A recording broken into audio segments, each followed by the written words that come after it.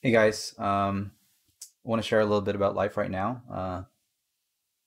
Something I'm learning about perfection. Um, is perfection possible? I'm learning that I might have mentioned this in a previous video, but I'm learning that the answer is that we should not underestimate how close we can get. I think the answer is no, but um, I think if you have a robust enough system, um, I mean, maybe the answer is actually yes. Like, I think about the human immune system and how it's so amazingly effective, so robust that you can get any disease in the entire world, even as the diseases are evolving. You can get a new strain of a virus and your body can figure it out. You can get a brand new bacteria. And because your immune system is so robust, I don't even understand, the inner workings of the human immune system. But I know that it's so robust, so well evolved, so perfect, or pretty close to as perfect as you can get because of its robustness, that it can figure anything out. So maybe on the same token, if we have a system of living that's so robust and so well trained, so well prepared, um, and so well practiced that you can approach any problem and just know what to do and have the execution and have the practice to do it, the preparedness. And so I've been underestimating myself because I'm living a life right now where I'm expected a lot of a very, very high level of performance. Um, and we talk about in addiction recovery how it's one day at a time, and you got to learn every day at a time. And I've been going with that steady progress. But I'm at a point now where the manageability of my life has reached a higher level, not a perfect level, but a higher level. And there are always higher levels. And I have a motivation and a willingness to reach those higher levels right now. So when it comes to doing things better, like exercising and increasing my skills and being a better contributor to my workplace, my family, the community, my church, my peers, um, because one thing I'm struggling with, I do want to talk about one thing I'm struggling with is that I've done a lot of bad things in my life, um, and in order to recover from that, in order to make amends for that, it's like I have to do good things now. And because I have such a long history of doing bad things, it's like, can I even be a person, quote unquote, a good person? Was I a bad person? Like, what does it mean? Like, it does am do does my identity depend on the things that I've done?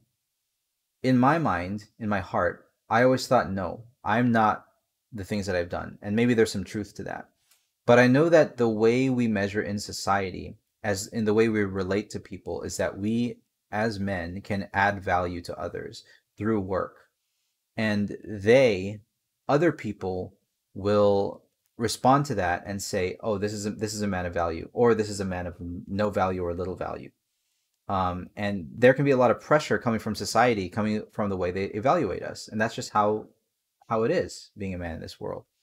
And that pressure was so overwhelming that I really rejected and ran away from that pressure and thought, I'm a man, I'm of worth because of who I am, which also in a way is true. But what is me? Like, what does that even mean? Well, I don't know. I've just been really struggling with this sort of identity crisis. Like, am I a person? Am I a human being?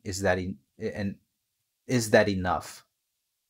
And I know there's a lot of psychology that goes with that, like a lot of things that can come back from childhood that can make us ask ourselves that question. Is that enough? I think in the eyes of God, um, it's enough for him to love me as a father. But as far as the commission for me to be a man, a participant, simply being is not enough. Like, being is being a contributing member, being is working. That is man in the fullness, the fulfillment, and the fruition of man as a character, as a person, man as he was designed. So yeah, this is coming from a discussion I had recently about this. I've been kind of struggling with that identity. That my identity is not my identity is fulfilled by trying, by no, not by doing. My identity is fulfilled by doing. That yes, I'm a child of God and that I am loved, but me now knowing that to live in fullness and to share that love with others is to do. And that in a way is my identity. It's the expression of my identity. It's the expression of my identity. I think that's how I need to see it. Um, so this is part of my current evolution in my mindset as I'm recovering as an addict and just trying to get my life together and trying to be better for the people around me. So that's kind of just the main thing I wanted to share. I'm reading some books, listening to things, and I'm always learning. And I need to keep my mind in the right place, because if my mind is not in the right place, I'm just gonna continue failing.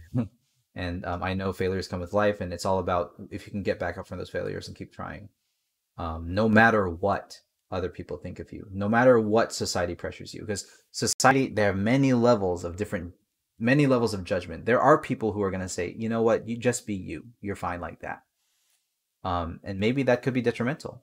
And maybe there are others who say you are nothing if you're not perfect. And that could be detrimental too. What matters to me is that I know who I am, and that I come to the full fruition of who I am by doing and expressing that identity. So that's how I'm currently making peace with the identity crisis that's in my mind. Um, so yeah, trying to stay positive, trying to not let anything toxic enter me, trying to stay sober, trying to stay loving.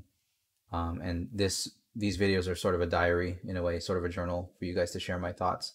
Again, I love you all. Talk to you all soon. Peace out. Bye bye. And God bless.